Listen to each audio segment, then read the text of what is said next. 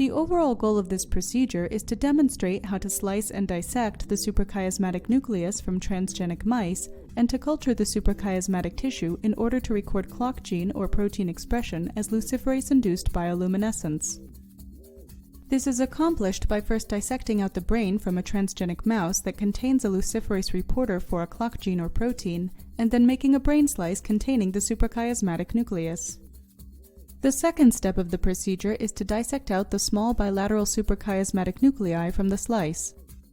The third step of the procedure is to culture the suprachiasmatic nucleus explant on a membrane in a petri dish that contains culture medium and luciferin.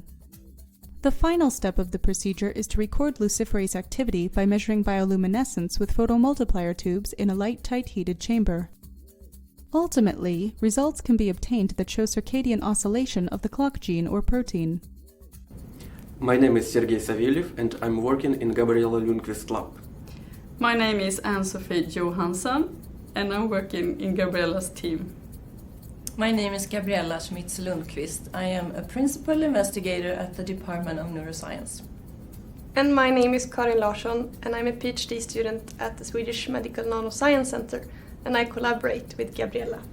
The main advantage of this technique over existing methods like Western blot, RT-PCR and in situ hybridization is that expression of a clock gene or protein can be followed continuously for many days in the same tissue with very high resolution of about 1 minute, allowing detailed analysis of period, amplitude and phase of the circadian rhythm.